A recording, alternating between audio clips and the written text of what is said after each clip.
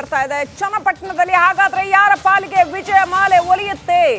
ಮತ್ತೆ ಸಂಡೂರಿನಲ್ಲಿ ಸಂಗ್ರಾಮ ಗೆಲ್ಲೋ ರಣಕಲಿ ಯಾರು? ಕುತೂಹಲ ಗರಿಗೆದ್ರಿದೆ. ಶಿಗ್ಗಾಮಿಯಲ್ಲಿ ಕಮಾಲ್ ಮಾಡೋ ಅಭ್ಯರ್ಥಿ ಯಾರು? ಮತಕಣದಿಂದ ರಿಪಬ್ಲಿಕ್ ಕನ್ನಡದ ಮೆಗಾ ಕವರೇಜ್ ವೀಕ್ಷಕರೇ. ಫೀಲ್ಡ್ ಅಲ್ಲಿ ಏನಾಗ್ತಾ ಇದೆ ಅನ್ನೋದ್ರ ಇಂಚಿಂಚು ಅಪ್ಡೇಟ್ ನಾವು ನಿಮ್ಗೆ ಕೊಡ್ತೀವಿ. 3 ಕ್ಷೇತ್ರಗಳಲ್ಲಿ ಯಾವ ರೀತಿ ಮತದಾನ ಸಾಗಿದೆ, 3 ಕ್ಷೇತ್ರಗಳಲ್ಲಿ ಚುನಾವಣಾ ಹವಾ, ಬೈ ಎಲೆಕ್ಷನ್ ಹವಾ ಯಾವ ರೀತಿನಲ್ಲಿದೆ ಅನ್ನೋಂಥ most updated coverage republic Kannada ಕೊಡ್ತಾ ಇದೆ. ಓಕೆ, ನನ್ನ ಸಹೋದ್ಯೋಗಿ ರಂಜಿತ್ ಶಿರಿಯಾರ್ ಕನೆಕ್ಟ್ ಆಗಿದ್ದಾರೆ. ರಂಜಿತ್, ಬಳ್ಳಾರಿಯಲ್ಲಿ ಯಾವ ರೀತಿನಲ್ಲಿ ಮಿನಿ ದಂಗಲ್ ಗರಿಗೆದ್ರಿದೆ? ಜನ ಬರ್ತಾ ಇದ್ದಾರಾ? ವೋಟ್ ಮಾಡ್ತಾ ಇದ್ದಾರಾ? ಯಾವ ಪ್ರಮಾಣದಲ್ಲಿ ಜನ ಬರ್ತಾ ಇದ್ದಾರೆ? ಜನರ ಒಂದು ಸ್ಪಿರಿಟ್ ಅಥವಾ ಸ್ಫೂರ್ತಿ ಮತದಾನ ಮಾಡಬೇಕು ಅಂತ ವೋಟಿಂಗ್ ಸ್ಪಿರಿಟ್ ಯಾವ ರೀತಿನಲ್ಲಿದೆ ರಂಜಿತ್?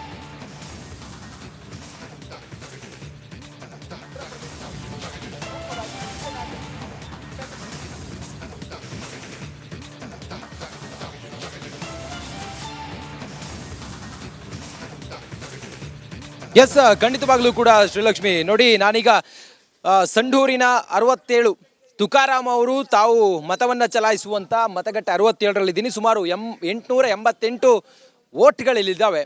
ಬೆಳಿಗ್ಗೆಯಿಂದಲೂ ಕೂಡ ಬಿರುಸಿನಿಂದ ಇಲ್ಲಿ ಮತದಾನ ಪ್ರಕ್ರಿಯೆ ಆರಂಭ ಆಗಿದೆ. ನೋಡಿ, ನೀವು ಗಮನಿಸ್ತಾ ಇದ್ದೀರಲ್ಲ, ತುಕಾರಾಮ್ ಸೇರಿದಂತೆ ಅವರ ಧರ್ಮಪತ್ನಿ ಅನ್ನಪೂರ್ಣ ಅವರೆಲ್ಲರೂ ಕೂಡ ಇದೇ ಮತಗಟ್ಟೆಯಲ್ಲಿ ಬಂದು ವೋಟ್ ಮಾಡೋದು. ಕೆಲವೇ ಕ್ಷಣದ ಹಿಂದೆ ಅವ್ರ ಮನೆ ಹತ್ರ ನಾವು ಹೋಗಿದ್ವಿ, ಅವ್ರನ್ನ ಮಾತಾಡಿಸ್ಕೊಂಡು ಬಂದ್ವಿ. ಪೂಜೆ ಆದ ನಂತರ ಇನ್ನೊಂದು ಅರ್ಧ ಗಂಟೆಯಲ್ಲಿ ಅವ್ರು ಬರ್ತಾರೆ. ಅರ್ಧ ಗಂಟೆಯಲ್ಲಿ ಅವ್ರು ಇದೇ ಮತಗಟ್ಟೆಗೆ ಬಂದು ವೋಟ್ ಹಾಕ್ತಾರೆ. ನೋಡಿ, ಮತವನ್ನು ಚಲಾಯಿಸಿ ಬಂದಿರುವಂಥ ಹಿರಿಯ ನಾಗರಿಕರು ಇದ್ದಾರೆ, ಅವ್ರನ್ನ ಮಾತಾಡ್ಸೋಣ. ಸರ್, ತಾವು ಮತ ಹಾಕಿದ್ರಿ, ಯಾವ ಆಧಾರದ ಮೇಲೆ ಈ ಬಾರಿ ತಮ್ಮ ಹಕ್ಕನ್ನು ಚಲಾಯಿಸಿದ್ದೀರಿ ಸರ್? ಮತ ಆಧಾರ ಇಲ್ಲ.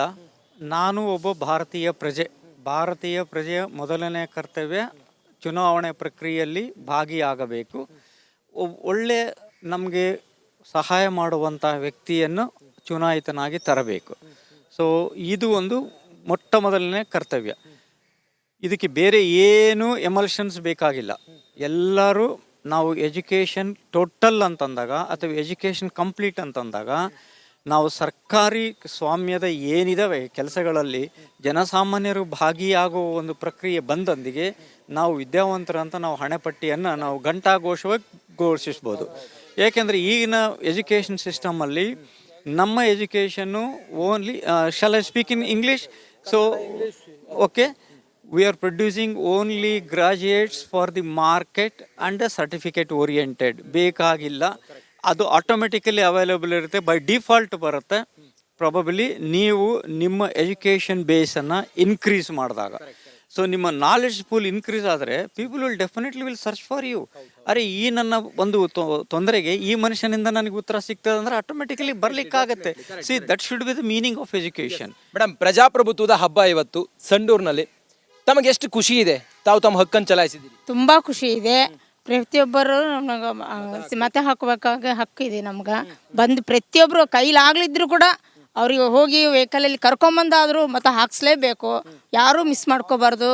ಇದು ನಮ್ಮ ಒಂದು ಪ್ರಜಾಪ್ರಭುತ್ವದ ಹಕ್ಕು. ಇತ್ತೀಚೆಗೆ ನಾವು ಗಮನಿಸ್ತಾ ಹೋದ್ರೆ ಯುವಕರಲ್ಲಿ ಮತದಾನದ ಆಸಕ್ತಿ ಕಮ್ಮಿ ಆಗ್ತಿದೆ. ಜಾಗೃತಿ ಕಾರ್ಯಕ್ರಮಗಳು ಮತ್ತೊಂದು ಮಾಧ್ಯಮವೂ ಸೇರಿದಂತೆ ನೀವು ಸೇರಿದಂತೆ ಎಲ್ಲರೂ ಮಾಡ್ತಾ ಇದೀವಿ. ಅದರ ಹೊರತಾಗಿಯೂ ಕೂಡ ತಾವು ಏನು ಸಂದೇಶ ಕೊಡ್ತೀರಿ ಯುವ ಸಮುದಾಯಕ್ಕೆ? ಬರೀ ಅದು ಫ್ರೀ ಇದು ಇದು ಅಂತೇಳಿ ಅನ್ಕೊಂತ ಕೂಡಬಾರ್ದು. ಎಲ್ಲ ಕೊಟ್ಟು ಬರೇ ರೊಕ್ಕದಂತೆ ನೋಡಬಾರ್ದು. ನಾವು ಈ ಪ್ರಜೆಯಾಗಿ ಹುಟ್ಟಿದ್ದೀವಿ ದೇಶದಲ್ಲಿ. ನಾವು ಒಂದು ಕೊಡಬೇಕು ಅಂದಮೇಲೆ ಒಳ್ಳೆ ಎಜುಕೇಷನ್ ಮಾಡಬೇಕು. ನಾವು ಕೂಡ ಎಲ್ಲ ಚೆನ್ನಾಗಿ ಇದ್ದು ದೇಶ ನಾವು ಅವರೊಬ್ಬರೇ ಅಲ್ಲ, ನಾವು ಕೂಡ ಎಲ್ಲರೂ ದೇಶನ ಚೆನ್ನಾಗಿ ನೋಡ್ಕೊಂಡು ಹೋದರೆ ತಾನೇ ಮುಂದೆ ಹೊರೆಯೋದು ಅದು. ಹೀಗಾಗಿ ನಾವು ಅದಕ್ಕೆ ಖುಷಿಲಿಂದ ಓಟ್ ಹಾಕಿವಿ. ಪದ್ಧತಿ ಇರಬೇಕು ಅಂತ. ನೋಡಿ ಶ್ರೀಲಕ್ಷ್ಮಿ, 4 ಸಲ ತುಕಾರಾಮ್ ಅವರು ಗೆದ್ದಿದ್ದಾರೆ. 2004ರಲ್ಲಿ ಇಲ್ಲಿ JDS ಗೆದ್ದಿರುವಂಥ ಇತಿಹಾಸ ಕೂಡ ಇದೆ. ಇಲ್ಲಿ ಬಹಳ ಪ್ರಮುಖವಾಗಿ ರಾಜಪ್ರಭುತ್ವ, ಅದರಲ್ಲೂ ಕೂಡ ಕಚೇರಿಯಲ್ಲಿ ಕೆಲಸ ಮಾಡ್ತಿದ್ದಂಥ ವ್ಯಕ್ತಿಯೊಬ್ಬರು ತಮ್ಮ ರಾಜನ ವಿರುದ್ಧವೇ ಗೆದ್ದಂಥ ಇತಿಹಾಸ ಇರುವಂಥ ಕ್ಷೇತ್ರ ಇದು ಸಂಡೂರು. ಬಳ್ಳಾರಿಯ 8 ವಿಧಾನಸಭಾ ಕ್ಷೇತ್ರಗಳ ಪೈಕಿ ಇದು ಒಂದು ವಿಧಾನಸಭಾ ಕ್ಷೇತ್ರ. ಸುಮಾರು ಇಲ್ಲಿ 888 ಮತದಾರರು ಈ ಮತಗಟ್ಟೆಯಲ್ಲಿದ್ದಾರೆ. 67ನೇ ಮತಗಟ್ಟೆ ಇದು.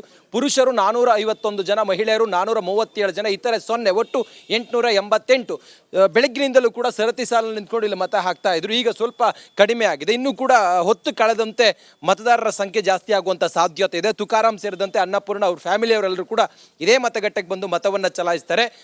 ಸಿಬ್ಬಂದಿ, ನೀವು ಚುನಾವಣಾ ಸಿಬ್ಬಂದಿ ಒಳಗಡೆ ಇದ್ದಾರೆ, ಎಲ್ಲರನ್ನೂ ಕೂಡ ವೆರಿಫೈ ಮಾಡಿ ಅವರ ವೋಟರ್ ಐಡಿಯನ್ನು ಚೆಕ್ ಮಾಡಿ ಒಳಗಡೆ ಕರೆದುಕೊಂಡು ಅಲ್ಲಿ ಮತವನ್ನು ಚಲಾಯಿಸಿ ಹೊರಗಡೆ ಬರ್ತಾರೆ. ಬಂದವರೆಲ್ಲರೂ ಕೂಡ ಹೇಳ್ತಾ ಇದ್ದಾರೆ, ಎಲ್ಲರೂ ಕೂಡ ಈ ಮತಗಟ್ಟೆಯ ಪ್ರತಿಯೊಬ್ಬರು ಕೂಡ ಮತದಾರರು ಕೂಡ ಮತವನ್ನು ಹಾಕಬೇಕು ಅಂತೇಳಿ ಜಾಗೃತಿಯನ್ನು ಕೂಡ ಮೂಡಿಸ್ತಾ ಇದ್ದಾರೆ.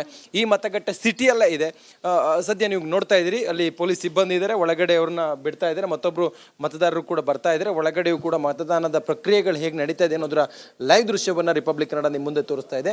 ನೋಡಿ, ಗಮನಿಸ್ತಾ ಇದ್ದೀರಿ, ಇಲ್ಲೊಬ್ಬರು ಸಿಬ್ಬಂದಿ ಕುಳಿತುಕೊಂಡವರು ಬಲಗಡೆಗೆ ಹೋಗ್ತಾರೆ. ಬಲಗಡೆ ಹೋಗಿ ಅಲ್ಲಿ ಮತದಾನದ ಪ್ರಕ್ರಿಯೆ ಎಲ್ಲವೂ ಕೂಡ ಸುಗಮವಾಗಿ ಸಾಗ್ತಾ ಇದೆ. ಯಾವುದೇ ಗೊಂದಲಗಳಿಲ್ಲ, ಯಾವುದೇ ಅಹಿತಕರ ಘಟನೆಗಳಿಲ್ಲ. ಪೊಲೀಸ್ ಬಂದೋಬಸ್ತ್ ಇದೆ. 253 ಮತಗಟ್ಟೆಗಳು ಈ ಒಂದು ಸಂಡೂರು ವಿಧಾನಸಭಾ ಕ್ಷೇತ್ರದಲ್ಲಿದೆ. ಬೈ ಎಲೆಕ್ಷನ್ ಅಖಾಡ ರಂಗೇರ್ತಾ ಇದೆ. ಅದರಲ್ಲೂ ಕೂಡ ಇವತ್ತು ಮತದಾನದ ಪ್ರಕ್ರಿಯೆ ನೋಡಿ, ತಮ್ಮ ವೋಟರ್ ಐಡಿಯನ್ನು ತೋರಿಸ್ತಾರೆ. ಅದಾದ ನಂತರ ಮುಂದಿನ ಕುರ್ಚಿಯಲ್ಲಿ ಕುಳಿತುಕೊಂಡಿರುವಂಥ ಸಿಬ್ಬಂದಿ ಏನಿದಾರಲ್ಲ ಅವರ ಹೆಸರನ್ನ ಅಲ್ಲಿ ಬರ್ಕೊಳ್ತಾರೆ, ಒಂದು ಚೀಟಿ ಕೊಡ್ತಾರೆ. ಚೀಟಿ ಕೊಟ್ಟಾದ ನಂತರ ಮುಂದಿನ ಸಿಬ್ಬಂದಿ ಏನಿದ್ದಾರೆ ಅವ್ರ ಬಳಿ ಹೋಗ್ತಾರೆ. ಅಲ್ಲಿ ಅವರ ಒಂದಿಷ್ಟು ಪ್ರಕ್ರಿಯೆಗಳಾಗುತ್ತೆ. ಅದಾದ ನಂತರ ತಮ್ಮ ಮತವನ್ನು ತಾವು ಚಲಾಯಿಸ್ತಾರೆ. ಯಾರಿಗೆ ಹಾಕಬೇಕು, ಯಾರಿಂದ ಈ ಕ್ಷೇತ್ರದ ಅಭಿವೃದ್ಧಿ ಆಗುತ್ತೆ ಅದೆಲ್ಲವನ್ನು ಕೂಡ ಮತದಾರ ಇವತ್ತು ನಿರ್ಧಾರ ಮಾಡ್ತಾನೆ. ಸುಮಾರು 6 ಅಭ್ಯರ್ಥಿಗಳು ಸಂಡೂರು ವಿಧಾನಸಭಾ ಕ್ಷೇತ್ರದ ಕಣದಲ್ಲಿದ್ದಾರೆ. ಅದರಲ್ಲಿ ಜಿದ್ದಾಜಿದ್ದು ಅನ್ನಪೂರ್ಣ ಮತ್ತೆ ಬಂಗಾರು ಹನುಮಂತು ನಡುವೆ ಇದೆ. ಯಾರಿಗೆ ವಿಜಯ ಮಾಲೆ 23ನೇ ತಾರೀಕು ಮತದಾರ ನಿರ್ಧಾರ ಮಾಡ್ತಾನೆ. ರೈಟ್. ರಂಜಿತ್, ಇನ್ನು ಓವರ್ ಆಲ್ ಬೇರೆ ಬೇರೆ ಮತಗಟ್ಟೆಗಳ ಚಿತ್ರಣ ಕೂಡ ನಿಮಗೆ ಅಲ್ಲಿ ಮಾಹಿತಿ ಸಿಗುತ್ತೆ.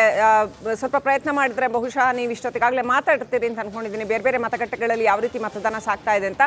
ಒಟ್ಟು ಸಂಡೂರು ಮತಕ್ಷೇತ್ರದಲ್ಲಿ ಯಾವ ರೀತಿಯಲ್ಲಿ ವೋಟಿಂಗ್ ಸ್ಪಿರಿಟ್ ಇದೆ? ಜನ ಅತಿ ಹೆಚ್ಚಿನ ಸಂಖ್ಯೆಯಲ್ಲಿ ಬೆಳಗ್ಗೆ ಬರ್ತಾ ಇದ್ದಾರಾ ಅಥವಾ ನಿಧಾನಗತಿಯಲ್ಲಿ ಮತದಾನ ಆರಂಭ ಆಗಿದೆಯಾ? ಯಾವ ಥರದ ಅಂದ್ರೆ ಅರ್ಬನ್ ವೋಟರ್ಸ್ ಜಾಸ್ತಿ ಬರ್ತಾ ಇದ್ದಾರಾ ಅಥವಾ ರೂರಲ್ ವಿಲೇಜ್ ವೋಟರ್ಸ್ ಜಾಸ್ತಿ ಬರ್ತಾ ಇದ್ದಾರಾ? ಒಟ್ಟು ಪ್ಯಾಟರ್ನ್ಸ್ ಯಾವ ರೀತಿಯಲ್ಲಿ ಇದೆ?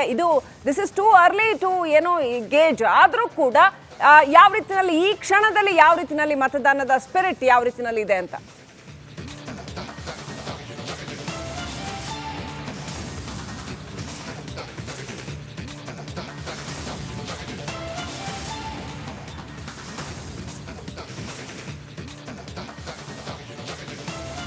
ಸಹಜವಾಗಿ ಶ್ರೀಲಕ್ಷ್ಮಿ, ನೀವು ಗಮನಿಸಬಹುದು 253 ಮತಗಟ್ಟೆಗಳು ಒಟ್ಟು ಸಂಡೂರು ಮತಕ್ಷೇತ್ರದಲ್ಲಿ ಇದ್ದಾವೆ.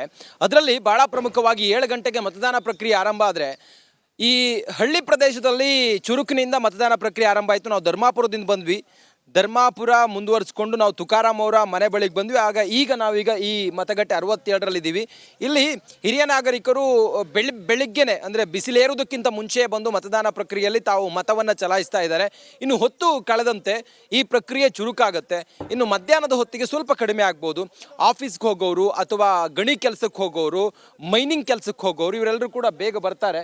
ಬಂದವರೆಲ್ಲರೂ ಕೂಡ ತಮ್ಮ ಹಕ್ಕನ್ನು ಚಲಾಯಿಸಿದ್ದಾರೆ. ಅಮ್ಮ, 1 ನಿಮಿಷ ಅಮ್ಮ, ತಾವು ಮತ ಹಾಕಿದ್ರಿ, ತಮಗೆ ಎಷ್ಟು ಖುಷಿ ಇದೆ ಅಮ್ಮ? ಹ್ಯಾಪಿ ಇದೆ. ತಾವು ಅಭಿವೃದ್ಧಿ ನೋಡಿ ಮತ ಹಾಕ್ತಾ ಇದ್ದೀರಿ, ತಮ್ಮ ಹಕ್ಕನ್ನು ಚಲಾಯಿಸ್ತಾ ಇದ್ದೀರಿ. ಹೌದು. ತಾವೇನು ಹೇಳ್ತೀರಿ ಸರ್? ಅಭಿವೃದ್ಧಿ ಆಗಿದೆ ಸರ್. ಇಲ್ಲ ಏನು ಹೇಳ್ತೀರಿ ತಮ್ಮವ್ರು ಎಲ್ರಿಗೂ ಕೂಡ ಮತ ಹಾಕ್ಬೇಕಾಗಿರೋರಿಗೆ? ಎಲ್ಲರೂ ಕಂಪಲ್ಸರಿ ಬಂದು ಹಾಕ್ಬೇಕಂತ. ನಮಗೆ ನೆನಪಿದೆಯಾ ಎಷ್ಟನೇ ಸಲ ಮತ ಹಾಕ್ತಿದ್ದೀರಿ ಅಂತ? 4 ಟೈಮ್ 4 or 5 ಟೈಮ್. ನಮ್ಮ ಮನೆಯಲ್ಲಿ ಮಕ್ಕಳಿದಾರಾ? ಇದ್ದಾರೆ ಸರ್. ಅವ್ರದ್ದು ವೋಟಿಂಗ್ ಇದೆಯಾ? ಇದೆ ಸರ್. ಎಷ್ಟೊತ್ತಿಗೆ ವೋಟ್ ಹಾಕ್ತಾರಂತೆ? ಅವ್ರು ಬರ್ತೀನಿ ಅಂತ ಹೇಳಿದ್ದಾರೆ ಸರ್, ಇನ್ನೂ ಬಂದಿಲ್ಲ. ಕಾಲೇಜಿಗೆ ಹೋಗಿದ್ರೆ ಬರ್ತಾರೆ. ಮತದಾನದ ಬಗ್ಗೆ ಜಾಗೃತಿ ಅಂತೂ ಎಲ್ಲರಲ್ಲಿ ಇದೆ ಅಂತೀರಿ, ಮನೆ ಮಕ್ಕಳಿಂದ ಹಿಡಿದು ಎಲ್ರಿಗೂ? ಹೌದು ಸರ್, ಇದೆ. ಈ ಸಲ ಕಳೆದ ಎಲೆಕ್ಷನ್ಗಿಂತ ಹೆಚ್ಚು ಮತದಾನ ಆಗುತ್ತೆ ಅಂತ ಅನ್ಸುತ್ತಾ ಸರ್? ಈ ಸತ್ ಗ್ಯಾರಂಟಿ ಹಾಕ ಸರ್. ಕಾಂಪಿಟೇಷನ್ ಇದೆಲ್ಲ ಹಾಗೆ ಹಾಕ ಸರ್. ಡೆಫಿನೆಟ್ ಆಗ ಸರ್. ಒಟ್ಟಾರೆ ಏನಾಗುತ್ತೆ ನೋಡ್ಬೇಕು. ಹೌದು ಸರ್. ನೋಡಿ ಶ್ರೀಲಕ್ಷ್ಮಿ, ನೋಡಿ ಇದು ಯುವಕರಲ್ಲಿ ನಾನು ಆಗಲೇ ಹೇಳಿದಾಗೆ ಮತದಾನದ ಬಗ್ಗೆ ಜಾಗೃತಿಯನ್ನು ಮೂಡಿಸ್ತಾ ಇದ್ದೀವಿ. ಹಿರಿಯರು ಬಂದು ಬೆಳಿಗ್ಗೆನೆ ಬಂದು ಮತದಾನ ಪ್ರಕ್ರಿಯೆಯಲ್ಲಿ ತಾವು ಮತ ಹಾಕ್ತಾ ಇದ್ದಾರೆ. ಹೊತ್ತು ಏರ್ತಾ ಇದ್ದಂತೆ ಯುವಕರು ಮತ್ತೊಬ್ಬರು ಮಗರು ಎಲ್ಲರೂ ಕೂಡ ಬರ್ತಾರೆ. ಸರ್ಕಾರಿ ರಜೆ ಬೇರೆ ಇದೆ, ಶಾಲೆಗಳ ರಜೆ ಇದೆ, ಯಾವುದೇ ತೊಂದರೆ ತಾಪತ್ರೆ ಇಲ್ಲ. 144 ಸೆಕ್ಷನ್ ಇದೆ, ಬಂದೋಬಸ್ತ್ ಎಲ್ಲ ಬಿಗಿಯಾಗಿದೆ. ಚುನಾವಣಾ ಸಿಬ್ಬಂದಿ ಎಲ್ಲ ರೀತಿಯಲ್ಲೂ ಕೂಡ ಸಿದ್ಧತೆಯನ್ನು ಮಾಡ್ಕೊಂಡಿದ್ದಾರೆ. ಪಿಂಕ್ ಮತಗಟ್ಟೆಯೂ ಕೂಡ ಇದೆ. ಬರೋರಿಗೆ ಯಾರಾದರೂ ಅನಾರೋಗ್ಯದವರು ಅಥವಾ ಹಿರಿಯರು ಯಾರಾದರೂ ಬಂದರೆ ಅವರಿಗೆ ವೀಲ್ ಚೇರ್ ವ್ಯವಸ್ಥೆ ಕೂಡ ಇದೆ. ನೀವು ನೋಡ್ಬೋದು ಇಲ್ಲಿ ವೀಲ್ ಚೇರ್ ವ್ಯವಸ್ಥೆ ಕೂಡ ಇದೆ. ಬಂದವರನ್ನ ಒಳಗಡೆ ನೇರವಾಗಿ ಕರ್ಕೊಂಡು ಹೋಗ್ತಾರೆ. ಪೊಲೀಸ್ ಸಿಬ್ಬಂದಿ ಕೂಡ ಅವರನ್ನು ಕರ್ಕೊಂಡು ಹೋಗೋದಕ್ಕೆ ಸುವ್ಯವಸ್ಥಿತವಾಗಿ ಅಲ್ಲಿ ನಿಂತ್ಕೊಂಡಿದ್ದನ್ನು ಗಮನಿಸ್ತಾ ಇದ್ದೀರಿ. ಮತ್ತು ಇಲ್ಲಿ ಮಾತಾಡ್ತೀನಿ, ಒಬ್ಬರು ಹಿರಿಯರು ಇಲ್ಲಿ ಬಂದರು, ಅವರಿಗೆ ವೋಟ್ ಹಾಕ್ಲಿಕ್ಕೆ ಹೋಗ್ತಾ ಇದ್ದಾರೆ. ನಾನು ಆಗಲೇ ಹೇಳಿದಾಗೆ ಹಿರಿಯ ನಾಗರಿಕರೆಲ್ಲರೂ ಕೂಡ ಬೆಳ್ಳಂಬೆಳಿಗ್ಗೆ ಬಂದು ಬಿಸಿಲೇರೋದಕ್ಕಿಂತ ಮುಂಚೆ ಬಂದು ಮತದಾನ ಪ್ರಕ್ರಿಯೆಯಲ್ಲಿ ಭಾಗಿಯಾಗೋದಕ್ಕೆ ಹೋಗ್ತಾ ಇದ್ದಾರೆ. 888 ಮತದಾರರು ಈ ಮತಗಟ್ಟೆಯಲ್ಲಿ ತಮ್ಮ ಹಕ್ಕನ್ನು ಚಲಾಯಿಸ್ತಾರೆ. 67ನೇ ಮತಗಟ್ಟೆ ಇದು. ಏನೇನಿದೆ ಪ್ರಕ್ರಿಯೆಗಳೇನೇನು ಅದೆಲ್ಲವನ್ನು ಕೂಡ ನಿಭಾಯಿಸೋದಕ್ಕೆ ಪುರಸಭೆ ಸಿಬ್ಬಂದಿ ಕೂಡ ಅಲ್ಲಿದ್ದಾರೆ. ಒಳಗಡೆ ಕರ್ಕೊಂಡು ಹೋಗೋದಕ್ಕೂ ಕೂಡ ಅಲ್ಲಿದ್ದಾರೆ. ಹಿರಿಯರು ಯಾರಾದರೂ ಬಂದರೆ ಅವ್ರನ್ನ ಕರ್ಕೊಂಡು ಹೋಗೋದು, ಕೈ ಹಿಡಿದು ಕರ್ಕೊಂಡು ಹೋಗೋದಕ್ಕೂ ಕೂಡ ಅಲ್ಲಿ ಸಿಬ್ಬಂದಿ ಇದ್ದಾರೆ. ಒಟ್ಟಾರೆ ನಾವು ಸಂಡೂರು ಮತಕ್ಷೇತ್ರ ಇದೆಯಲ್ಲ, 253 ಮತಗಟ್ಟೆಗಳು ಈ ಬೈ ಎಲೆಕ್ಷನ್ ಅಖಾಡದಲ್ಲಿ ಇವತ್ತಿನ ಚುನಾವಣಾ ಈ ಪ್ರಜಾಪ್ರಭುತ್ವದ ಹಬ್ಬದಲ್ಲಿ ಒಬ್ಬೊಬ್ಬರು ಬಂದು ತಮ್ಮ ಹಕ್ಕನ್ನು ಚಲಾಯಿಸ್ತಾ ಇದ್ದಾರೆ. ಗಳಿಗೆ ಹೊತ್ತು ಏರ್ತಾ ಇದ್ದಂತೆ ಮತದಾನ ಪ್ರಕ್ರಿಯೆಯಲ್ಲಿ ಭಾಗಿಯಾಗೋದಕ್ಕೆ ಮತದಾರರು ಹೆಚ್ಚಿನ ಸಂಖ್ಯೆಯಲ್ಲಿ ಬರ್ತಾರೆ. ಈಗ ಹಿರಿಯ ನಾಗರಿಕರೆಲ್ಲರೂ ಕೂಡ ತಾಪ ಏರೋದಕ್ಕಿಂತ ಮುಂಚೆ ಬಂದು ತಮ್ಮ ಹಕ್ಕನ್ನು ಚಲಾಯಿಸ್ತಾ ಇದ್ದಾರೆ. ಬಹುಶಃ ಕಳೆದ ಬಾರಿಗಿಂತ ಈ ಬೈ ಎಲೆಕ್ಷನಲ್ಲಿ ಸ್ವಲ್ಪ ಮತದಾನದ ಪರ್ಸೆಂಟೇಜ್ ಜಾಸ್ತಿ ಆಗ್ಬಹುದು ಅನ್ನುವ ನಿರೀಕ್ಷೆ ಕೂಡ ನಮಗಿದೆ. ಎಲ್ಲ ರೀತಿಯ ವ್ಯವಸ್ಥೆಗಳಾಗಿದ್ದಾವೆ. ರಿಪಬ್ಲಿಕ್ ಕನ್ನಡ ಸಂಡೂರು, ಚನ್ನಪಟ್ಟಣ ಹಾಗೆ ಶಿಗ್ಗಾವಿಯಿಂದ ಗ್ರೌಂಡ್ ರಿಪೋರ್ಟನ್ನು ಈ ಮತಗಟ್ಟೆಗಳ ಮುಂಭಾಗದಿಂದ ಜನರ ಮುಂದೆ ನೀಡ್ತಾ ಇದೆ Srilakshmi. Right, thank you Ranjith. ಡೀಟೇಲ್ಸ್ಗಾಗಿ ನೋಡ್ತಾ ಇದ್ದೀವಿ ಯಾವ ರೀತಿನಲ್ಲಿ ಜನ ಬರ್ತಾ ಇದ್ದಾರೆ. ಚುನಾವಣೆ ಸಾಕಷ್ಟು ಕಾವೇರಿದೆ. ಚನ್ನಪಟ್ಟಣದಲ್ಲಿ ಕ್ಲಿಯರ್ ಆಗಿ ಜನ ಸಾಕಷ್ಟು ದೊಡ್ಡ ಸಂಖ್ಯೆಯಲ್ಲಿ ಬರ್ತಾ ಇದ್ದಾರೆ. ಸರತಿ ಸಾಲಿನಲ್ಲಿ ನಿಂತು ಭರ್ಜರಿಯಾಗಿ ವೋಟ್ ಮಾಡೋದಕ್ಕೆ, ಯಾಕಂತಂದ್ರೆ ಬೆಳಗ್ಗೆ ಬೇಗ ವೋಟ್ ಮಾಡಿಬಿಟ್ರೆ ಒಂದು ಕೆಲಸ ಮುಗ್ದೋಗತ್ತೆ, ನಮ್ಮ ಬಹುದೊಡ್ಡ ಜವಾಬ್ದಾರಿ ಮುಗಿಯತ್ತೆ, ಅದನ್ನ ಮಾಡಲೇಬೇಕು, ನಿಭಾಯಿಸಲೇಬೇಕು. ಪ್ರಜಾಪ್ರಭುತ್ವದಲ್ಲಿ ಮತದಾನ ಅತ್ಯಂತ ದೊಡ್ಡ ಹೊಣೆಗಾರಿಕೆ ಪ್ರತಿಯೊಬ್ಬ ಪ್ರಜೆಯದ್ದು ಕೂಡ. ಹಾಗಾಗಿ ಜನ ಬೇಗ, ಹಳ್ಳಿ ಕಡೆ ಅಂತೂ ಬೇಗನೆ ಬಂದ್ಬಿಡ್ತಾರೆ, ಬೇಗ ಬಂದು ವೋಟ್ ಮಾಡಿ ಹೋಗ್ತಾರೆ. ಇನ್ನು ಸಿಟಿನಲ್ಲೂ ಕೂಡ ಕೆಲಸಕ್ಕೆ ಹೋಗೋವಂಥವ್ರು ಅಥವಾ ಬೇರೆ ಬೇರೆ ಕಡೆಗಳಿಗೆ ಹೋಗೋವಂಥವ್ರು ಬೇಗ ಬಂದು ವೋಟ್ ಮಾಡಿ ಹೋದರೆ ಒಂದು ನಮ್ಮ ಕರ್ತವ್ಯವನ್ನು ನಿರ್ವಹಣೆ ಮಾಡ್ದಂಗೆ ಆಗತ್ತೆ. ಸೊ ಹಾಗಾಗಿ ಬೇಗ ಬಂದು ಸರತಿ ಸಾಲಿನಲ್ಲಿ ನಿಂತು ವೋಟ್ ಮಾಡ್ತಾ ಇದ್ದಾರೆ. ಚನ್ನಪಟ್ಟಣದಲ್ಲಿ ಯಾರಾಗ್ತಾರೆ ಕಿಂಗ್ ಅನ್ನೋ ಅಂಥದ್ದು ಬಹಳ ದೊಡ್ಡ ಪ್ರಶ್ನೆ. ಯಾಕಂತಂದರೆ ಒಂದು ರೀತಿಯಲ್ಲಿ ಒಕ್ಕಲಿಗ ಸಾಮ್ರಾಜ್ಯದ ಅಧಿಪತಿ ಯಾರು ಅಂತ ಒಂದು ಇಂಡೈರೆಕ್ಟ್ ಆಗಿ ಮೆಸೇಜ್ ಕೊಟ್ಟಂಗೆ ಆಗತ್ತೆ ಅಂತ ಹೇಳಲಾಗ್ತಾ ಇದೆ. ಹಳೆ ಮೈಸೂರು ಭಾಗದಲ್ಲಿ ಯಾರು ಹೆಚ್ಚಿನ ಆಧಿಪತ್ಯ ಸ್ಥಾಪಿಸ್ತಾರೆ ಅನ್ನೋಂಥ ವಿಚಾರದಲ್ಲಿ. ಹಾಗಾಗಿ ಚನ್ನಪಟ್ಟಣ ಉಪಚುನಾವಣೆ ಅತ್ಯಂತ ಕುತೂಹಲವನ್ನು, ಈ ಸಾರಿ ಅತ್ಯಂತ ಹೆಚ್ಚಿನ ಜಿದ್ದಾಜಿದ್ದಿ ಕಂಡು ಬರ್ತಾ ಇರತಕ್ಕಂಥ ಉಪಚುನಾವಣೆ. CP ಯೋಗೇಶ್ವರ್ ಕಾಂಗ್ರೆಸ್ ಅಭ್ಯರ್ಥಿ, ಹಾಗೆಯೇ ನಿಖಿಲ್ ಕುಮಾರಸ್ವಾಮಿ ಮೈತ್ರಿ ಅಭ್ಯರ್ಥಿ, ಇವರಿಬ್ಬರ ನಡುವೆ ಯಾರು ಗೆಲ್ತಾರೆ ಅನ್ನೋವಂಥದ್ದು ಈಗ ಇರ್ತಕ್ಕಂಥ ಕಾದನ ಕುತೂಹಲ.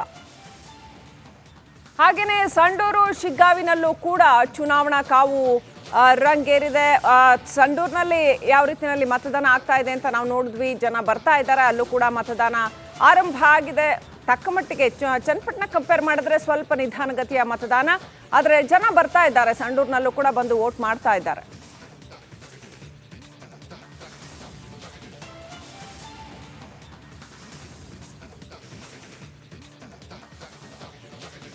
ರೈಟ್, ರಿಪಬ್ಲಿಕ್ ಕನ್ನಡ 6 ಜನ ನಮ್ಮ ಪ್ರತಿನಿಧಿಗಳು 3 ಕ್ಷೇತ್ರಗಳಲ್ಲಿ ನಿಂತು ಅಲ್ಲಿನ ಕ್ಷಣದ ಮಾಹಿತಿಯನ್ನ, ಅಪ್ಡೇಟ್ ಅನ್ನ ವಿತ್ ಆಲ್ ದ ಡೀಟೇಲ್ಸ್ ನಿಮ್ಮ ಮುಂದೆ ತರ್ತಾ ಇದ್ದಾರೆ. ಸೊ